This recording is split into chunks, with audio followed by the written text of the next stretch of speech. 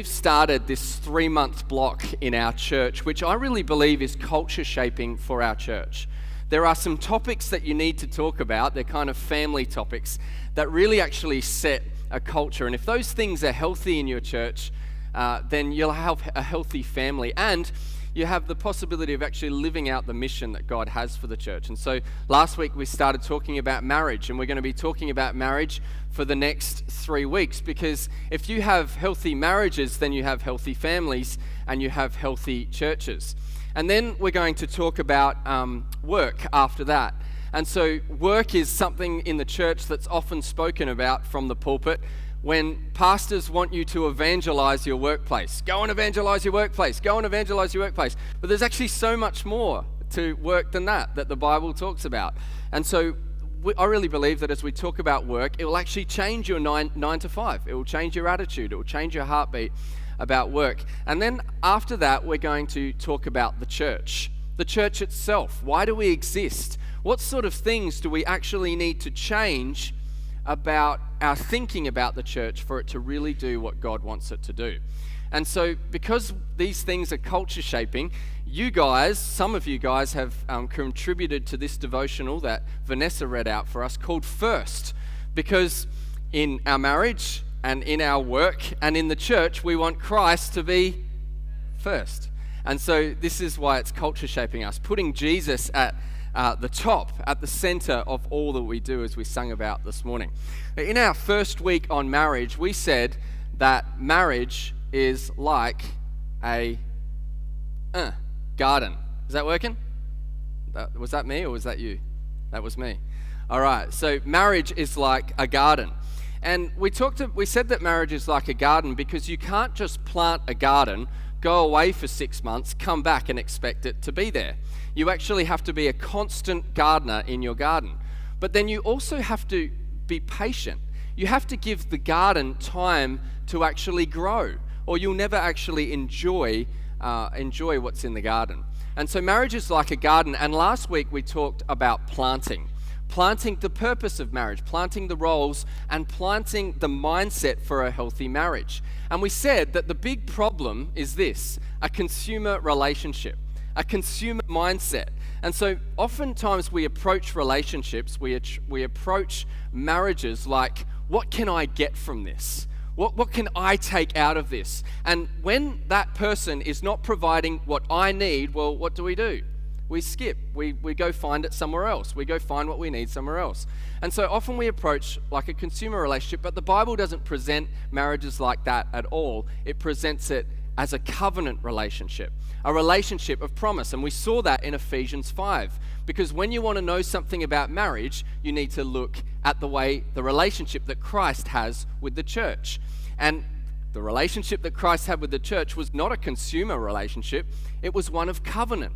It was one where Jesus came and he sacrificially gave himself to bring the church into being. And so we saw that the purpose is actually gospel reenactment.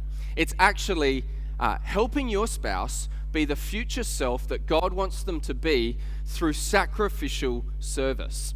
Now, how do you do that? Well, we got into that tricky discussion about roles, about how God has actually given the husband and the wife very certain roles to play in marriage. And we need to learn as husbands not to abuse that role, and wives need to learn not to despise the role that God has given them. And so that's what we talked about. The first choice for a healthy marriage is to choose a ministry mindset, not a consumer mindset, but a ministry mindset, one that is actually serving the other person. But a garden doesn't just need planting, it also needs watering for it to grow. And so how do we water our marriage to make it grow? Well, a few weeks ago, I drove to our church office in Bowden. I needed to pick up the power cord for my laptop because my laptop was dead and I'd left my power cord in the office. And so I drove to the office with my 2 kids in the car late one afternoon through peak hour traffic. And when I got to the office and got to the door, I realized that I'd brought the wrong set of keys for the office. And there was no one else in the office. It was completely empty, and so I couldn't get in. And so I decided to go around the back and see if there was a door at the back unlocked. I went and checked the windows to see if I could kind of climb in or something like that. And then I realized that no one was there, and so I waited out the front to see if someone would rock up. Well, no one rocked up, so I took the kids over to the park, which is just over the road, and they were playing for a while, and I was hoping someone would come, one of the other people that work in the office, but no one came. And then it started to bucket with rain. And so I put the kids in the car, and I went back over for one more check of the office to look around, and I realized, nope, this office is locked. It's closed. The windows are shut. I couldn't get inside, and so I was well and truly locked out of my office. Well, what is it like to be locked out? Have you ever got home and you couldn't get inside your house, or you got locked out? It's really frustrating, isn't it? It makes you snipey. It makes you a little bit aggravated. You start making phone calls, and in many ways it actually just makes you feel helpless. You're walking around, you can't get in. It makes you feel like giving up. And the point is that feeling locked out is not a good feeling. No one likes to feel locked out. But many couples actually find themselves in that place, in that very feeling. The feeling of being locked out from your spouse. It might be a wife who feels like her husband doesn't open up about anything, and so she feels like he isn't very interested in her emotionally. And so she actually feels locked out of the relationship. Or it might be a husband who feels like he's only ever told what he's doing wrong, and feels like she isn't interested in him physically. And so he feels locked out of the marriage. And it can be frustrating, and it can be snipey, and it can cause problems in relationship. It can make you feel like giving up. But it's true that what is locked up inside of us is actually something quite powerful. The power cord for marriage that would actually charge up the batteries of your marriage. And that power cord is actually intimacy. Inside of every person, we all have the capacity to be intimate. To be intimate in a way that is powerful for relationships. But if that intimacy is locked up, then the relationship that you are in will suffer. It will suffer. And so the question that I want to ask this morning is this: how do we unlock intimacy? How do we actually unlock intimacy in our marriage? And as we saw last week, whenever we want to have a question about marriage, we should ask this question, because we saw it in Ephesians 5. What does the relationship look like between Jesus and the church? What does it look like?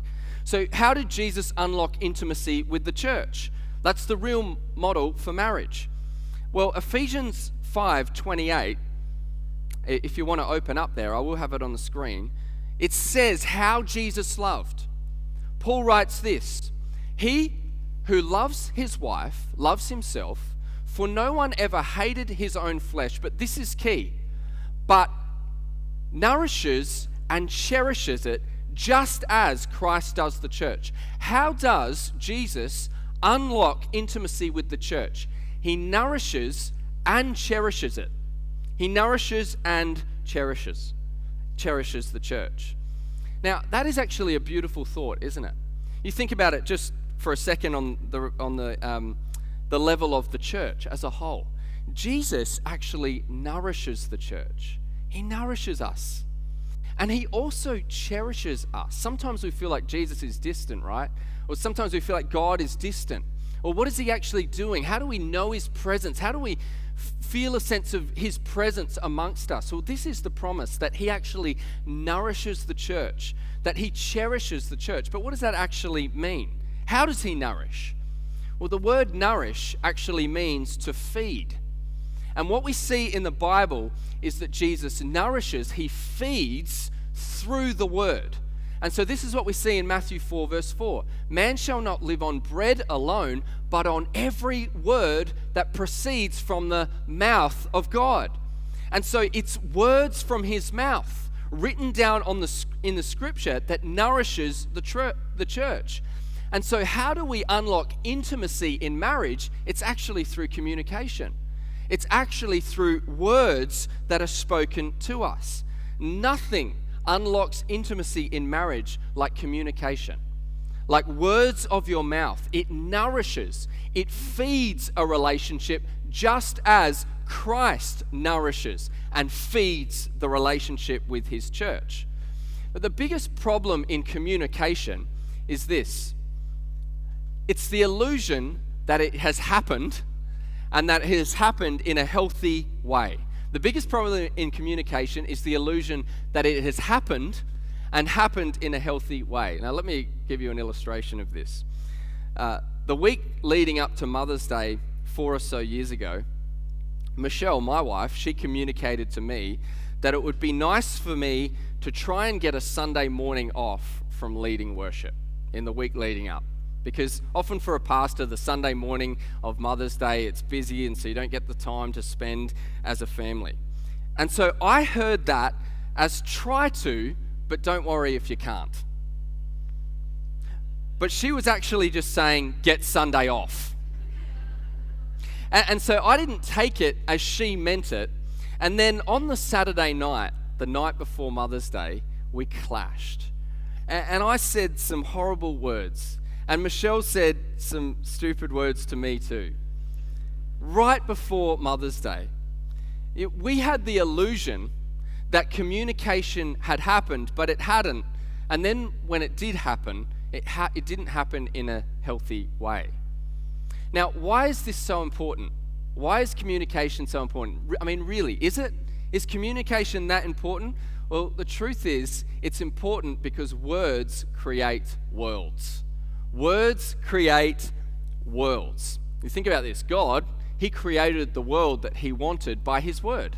We saw that when we studied John. He spoke the world into being. He created the world he wanted through communication. And in marriage, the quality of your words will create the kind of world that your marriage lives in. The quality of your words will create that environment.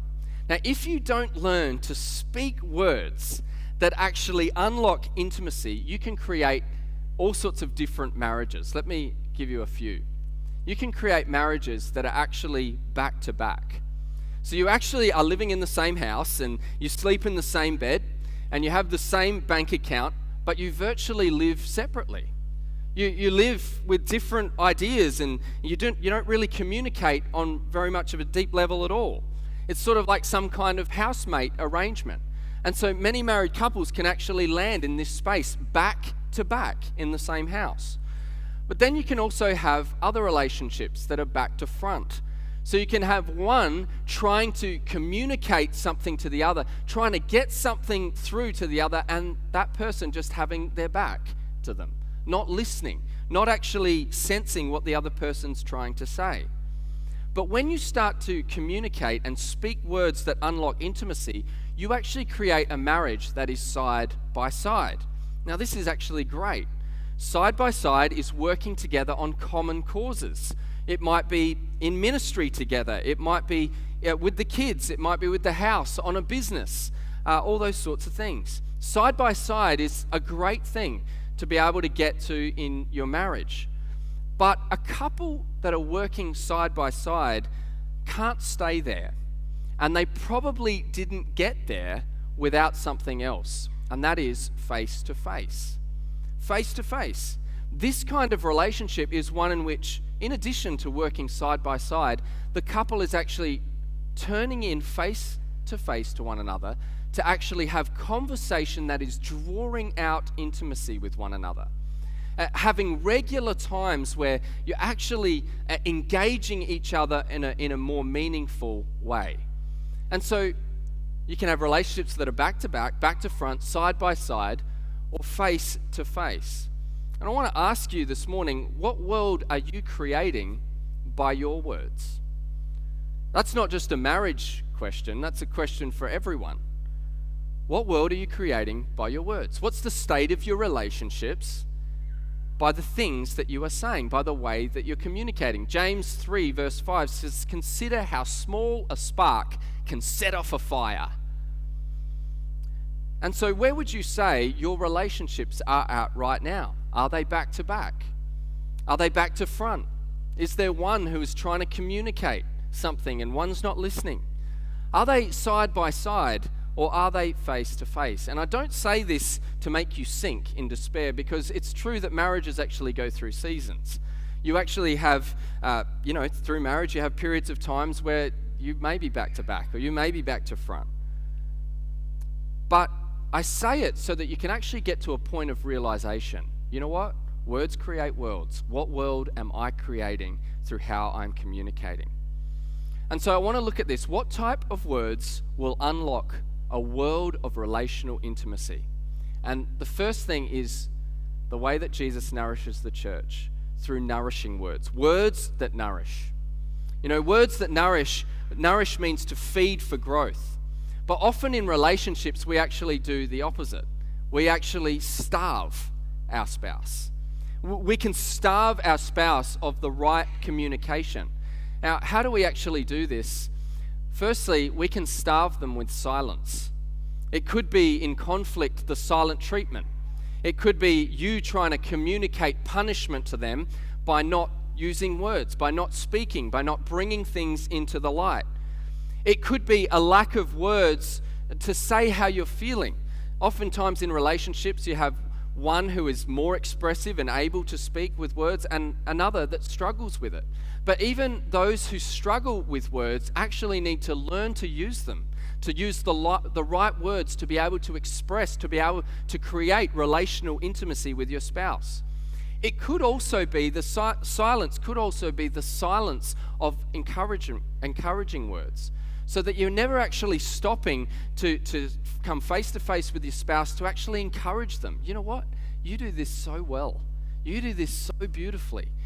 When you did this, it really encouraged me. Those words will change the nature of your marriage. But if we're silent on them, if we don't use them at all, you actually starve your spouse.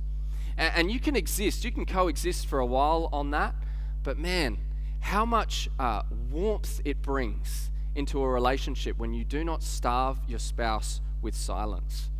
But there's another thing you can starve your spouse with. You can starve your spouse of space. Starve them of space. Now, we've rented houses for 10 years. We've lived in houses that other people have owned. There's actually a clause in government legislation for ensuring that tenants can live in peace and quiet. And that means that the owner can't just come to our house whenever he wants. He can't just rock up unannounced, knock on the door and say, I'm coming in to have an inspection. That would actually starve us of the space that we need for life.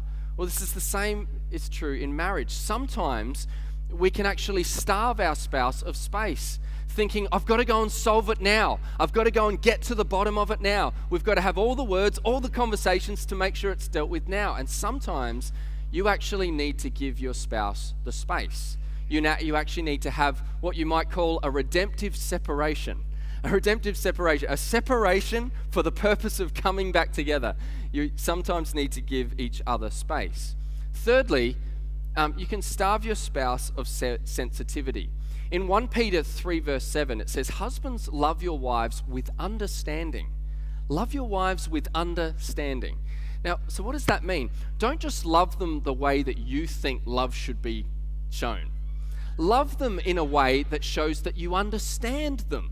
Now, that's actually going to take a little bit of work. That's going to take you actually finding out who they are, finding out what actually is important to them, what actually makes them feel a sense of your love. There's a bit of a funny situation we have in our household at Easter time. Michelle knows that I like chocolate, but for a few years in a row, she bought me a white chocolate bunny. And after the first year, I said to her, I actually don't like white chocolate. And the next year it came and she gave me white chocolate again, a white chocolate bunny. And I restated, I actually don't like white chocolate. And that actually happened 3 times. Every Easter, she kept forgetting that I didn't like white chocolate. She kept thinking that I'd said that I do like white chocolate. And so she bought me white chocolate. Talk about insensitive, right? But what's worse, I'm not finished. We're in this really weird pattern where I don't ever buy her chocolate at Easter. I don't know how this happened. I don't know how this happened, but I never buy her chocolate at Easter. We buy it for the kids, and she buys me one, a white one, but I don't buy her any. And every Easter, I'm not really sure why. It just happens. And so we have this arrangement where she buys me white chocolate and I don't like it, and I don't buy her any, and she just wants something. And we have to, the point is that we have to actually find out what our husband or wife loves and needs in a relationship and do our best to show them love in that way. To actually show them love, and that's actually going to take work. So your wife, she might know a sense of love through words, but the way you give love might actually be through acts of service. It might be through, going out and mowing the lawn or cleaning the kitchen, but what she really actually needs is words, but you're not very good at words. But actually, what will actually help you to be sensitive in showing your love is to grow in that area, is to try and work in that area, because that is the way that she really knows that you love her. So what will help you really is to not starve your spouse with silence or of space or of sensitivity, but really the thing that is being communicated here in Ephesians 5 with nourishing is actually this: to not starve your spouse of spiritual life.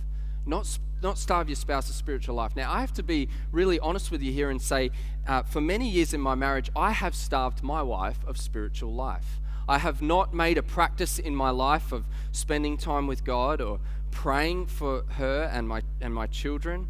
Of actually, I've not always led her in the right way. I've not, taken those things of God seriously in my life. And that didn't only rob me. That didn't rob me in my relationship with God. That robbed her. That robbed her. I starved her of spiritual life, a spiritual intimacy that you can have when your eyes are fixed on Christ.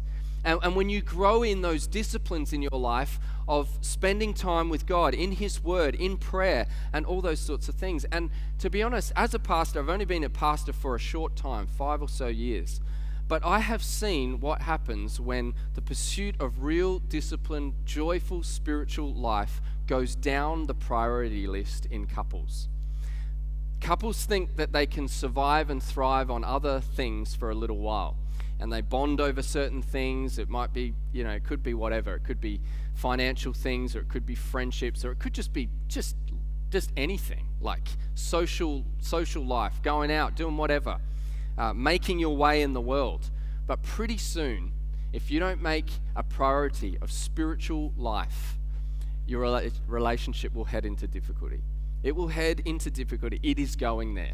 If you don't have in your marriage right now a sense of spiritual life, it is heading for difficulty. And so we actually need to grow in this area. I was reading this week, John Piper, who's, he's 75-year-old pastor, and he actually said this: corporate worship is the reason I'm still married. Corporate worship is the reason I'm still married. I mean, wow. So coming to church and actually being part of the community he puts that down to that, the reason he's still married. And he explained that, and he said, because the reason is because we'd have all this conflict and we'd have all these issues, not just conflict, but issues that we're dealing with, because life is complex. And he goes, I'd have all this warped thinking, all this rubbish thinking that was just making it worse. And then I'd come into church, and he goes, sometimes I'd have to preach, or I'd listen to someone else preach, and the music would go up, and the words and the singing would go up, and all of a sudden my warped thinking is confronted. And I'm confronted with truths like grace and mercy and all of these, and it would change my mind. It would change my thinking, and I'd leave that place and I'd go, man, I'm an idiot. Why did I make such a big thing out of such a small issue with my wife? And so he said corporate worship was the reason that he was still married after all those years. And Hebrews 10, it says this: and let us consider how to stir one another up with love and good works, not neglecting to meet together, as is the habit of some, but encouraging one another. And all the more as you see the day drawing near. See, this is the truth. Our marriage, we are not just living in this temporary moment, but there is a day coming There is a day coming where we are actually going to glory, where the Lord is going to return. We need to see our lives in light of that day that is drawing near. And the call is, meet together all the more. Encourage one another. There are marriages here that can be encouraged by older marriages, by other marriages, by the word going out, by the singing, by all those sorts of things. Corporate worship is just the least we could do. To be here faithfully, to be in a church faithfully, regularly, because that is the place where your warped thinking will be confronted with the truth of God's word. That'll be the place where you're reminded to pray, where you will start to engage in biblical thinking. How often do we come to communication?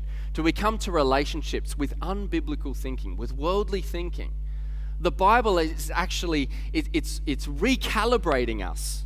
That's what it's supposed to do, and perhaps sometimes we read it and we make it fit what we think. But the Bible is actually supposed to do the opposite. It's supposed to recalibrate how you think. It's supposed to confront you. It's supposed to change you. And so, have you been confronted by the word recently? Have you read it and gone, whoa, that's not what I think? But you've actually let the word actually soak in you and change you. This is what we cannot starve our spouse of: spiritual life. See, the problem is that you cannot grow through starvation. Nothing grows by starving it. You have to use words that nourish, that feed. You have to communicate in a way that feeds. That's how Jesus feeds us as a church. He nourishes us through his word. And the second thing is we have to cherish. He nourishes and he cherishes. Now, cherish actually literally means warmth. We know it's not good to starve our spouse of those things, but it is hard sometimes, isn't it, to bring warmth in the middle of a Cold War going on in your marriage. Now, the Cold War, the literal Cold War in the 80s, what was that about? Well, it was very complex, but it was essentially a contest between two opposing ways of life. Sometimes that's a good metaphor for the way marriages can be sometimes, a contest between two opposing ways of life. But the difference between a Cold War and a hot war is that a Cold War is like a standoff. It's like where you do sneaky, underhanded tricks to try and get the upper hand. And a hot war is blowing up by dropping bombs. And you sort of let the other person have it. But the only way to put an end to a standoff or a blow up is the warmth of an agreement. That's actually how the Cold War ended. The Soviet Union and the USA, they came to an agreement. And this agreement was a disarmament agreement. What's that? Put down your weapons. Put them down. And so they made this agreement, and this is what then governed the way that they related in the future. They placed their agreement, their covenant, above the mess of their conflict. And this is the way that we actually need to work out how to fight fairly and deal with conflict together. Conflict within the bounds of your covenant. Because if you don't actually learn to have conflict within the bounds of your covenant, you're always going to have fights that make it seem like it's over. You're always going to have fights that make it feel like this is done. But if you have the safety, if you have the security that, no, we need to sort through this conflict, we need to deal with this conflict within the bounds of this is inseparable, then you will learn to fight well. You will learn to have conflict well. And so this is difficult because in theory, you all kind of nod your head and you agree with that. But what about when the emotion hits? I mean, rapid words, you're really affected, you're really, hurt by something, and then you shoot something back. It's really difficult to remember all these things that I've just said and go, okay, I've got to, practice conflict within covenant, all right, blah, blah, blah. But how do you actually do that? Well, I actually really struggled about 5 or 6 years ago on the basketball court. Because I'm an emotional guy on the basketball court, and so if an umpire made a decision I didn't agree with, or if a teammate or someone on the other team did something that annoyed me, I would get visibly frustrated. And so it took a number of times for me to make a fool of myself with an emotional outburst, and then having self-reflection afterwards to make me realize, you know what? I actually need to grow something very important. I need to grow in discipline. I need to grow in discipline. This is the key thing about emotion, because things are always going to happen to you, and you then have a choice about how you're going to respond. And we need to learn to actually discipline our emotions. And so that's actually what I did. I after one night of having a blow up on the basketball court, I actually thought to myself, you know what? I need to change. I actually need to change. And so over a period of time, I started to learn to bring discipline before the basketball game started, to make decisions. I'm not going to do this. I'm not going to speak like this. If you ask my teammates now, some of them who are in the audience right now, they would tell you that I am different now. I don't have blow-ups on the basketball court. I am a disciplined person on the basketball court now, because I've brought discipline to my emotion. Now, we need to learn discipline in our emotion with conflict, when it comes to conflict. Now, how can we actually do that? How do we warm our spouse by bringing discipline to conflict? The first thing is on motivation. With motivation. So when conflict happens, you actually need to slow down, and you need to ask yourself, why am I going to raise this? Why am I going to raise this communication? Communication can be very rapid fire, but you have to learn that discipline. Why am I raising this? Think about it for a good while. Now, if you have a ministry mindset, you'll raise it because you do want to let the other person know of the impact of what's happened. You want the relationship to go better. Or you actually want to check on your perception. Like, have I got this right?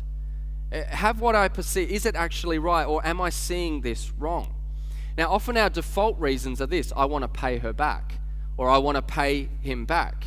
But you can actually give criticism done with a ministry mindset by serving the other person, and that can actually really water your marriage. So a healthy marriage is not just the absence of raising issues. It's learning to raise those issues in the right way, with the right motivation, because you want the relationship to grow. So you have to slow your responses down. Why am I doing this? Why am I raising it? The second thing, you have to actually have self-evaluation. Even if you think that you only own 10% of the problem, you should start there. You should start there. When a problem comes, you should actually think about the situation and ask yourself this question: what portion of this problem do I own? Even if it's only 10%, start there. Start engaging your spouse and saying, I've done this. I'm sorry. I've done the wrong thing.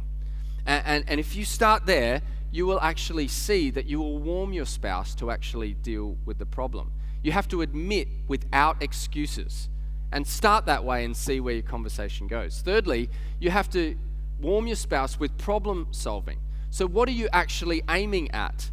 Are you aiming to attack the person, or are you aiming to attack the problem? Say, for example, your partner, your husband probably, has forgotten another anniversary or forgotten another birthday. What do you say? You are so thoughtless. You are so thoughtless. Or you've forgotten a few times now. How will you not forget in the future? It has hurt me. You've forgotten a few times now. How will you not forget in the future? There's a difference between attacking the person and attacking the problem. If you attack the problem, you will make progress. If you attack the person, they will attack you back. That's how it works. I think about Jesus' words. Jesus at the woman in the well. Now, he knew her heart. He knew what she had been involved in, and he did not attack her. He called out the things that she had done. He didn't say, you are so promiscuous, or you are so this. He actually called out what she had done. He was looking to solve the problem. That's what we need to do. So use this template when you're looking to solve problems. Firstly, you have done this. Secondly, it's affecting me like this. I think it would be better if you did this, but I'm coming to you to see if that's right or not, to see if I'm seeing it the right way. Now, you don't have to use that language. That's a little bit, template language, but that's the idea. You have done this. It's affecting me like this. I think it would be better if you did this, but I'm coming to you to see if that's right or not. And the last thing is with words of grace. And what I mean by this is that you actually need to give safety to your partner. You have to give safety to your spouse to allow them to speak and to use words of grace. And so the point is that you cannot survive in the cold or the heat of conflict unless you do it within the bounds of covenant. Unless you do it within the bounds of covenant and learn that discipline of fighting fair. And so we need to choose words that cherish, that bring warmth. And so words that nourish and words that cherish are words that actually establish intimacy. They unlock intimacy. So if you look in verse 31, which is straight after that verse, it says, "Therefore a man shall leave his father and mother and hold fast to his wife, and the two shall become one flesh." Intimacy will be opened up on the basis of the way that you communicate to each other. And this is actually, when we see this about the relationship between Jesus and the church, this is exactly how it took place, that intimacy would come about. It came about through grace. It came about by Jesus choosing to nourish and cherish, to communicate to us in grace, and that has unlocked our intimacy with him. And so this is the last choice, the second choice in our series is to choose the language that unlocks intimacy. In the way that you communicate, choose grace. Choose to be gracious with your partner. That is the way what the cross has brought about for us. And that is what the cross can bring about for you and your spouse today. And so I want to ask you this, as you think about your relationships, are you back to back right now with one another? Would you say that you're actually pushing in different directions, though living in the same house? Or are you back to front? Consider your relationship. Is there one trying to get through and you're not listening? Or are you trying to get through and your partner's not listening? Or are you side by side right now? Maybe you're working on the same things. But are you actually connecting? Are you actually face to face? Or how do you do an about face and actually experience intimacy with one another? You actually have to humble yourself. You have to humble yourself to hear the language of grace that Jesus is actually speaking to you. And that is what actually unlocks intimacy. When we hear his grace, and there might be some of you who are actually battling with this. You're really battling because you've exhausted different options, you've tried different things to bring warmth to your partner, to cherish and nourish your partner, and that may be not really working for you. And I want to encourage you with this truth that Jesus, you are part of the church, and Jesus is actually committed to nourishing and cherishing your marriage. And so the biggest and the best thing that you can do is humble yourself before him. Humble yourself before him. Let him feed you. Let him bring warmth to your heart. And as you open up your heart and mind to him, you will see amazing things. You will see amazing things happen in your horizontal relationships and your relationships with each other. So let's just pray.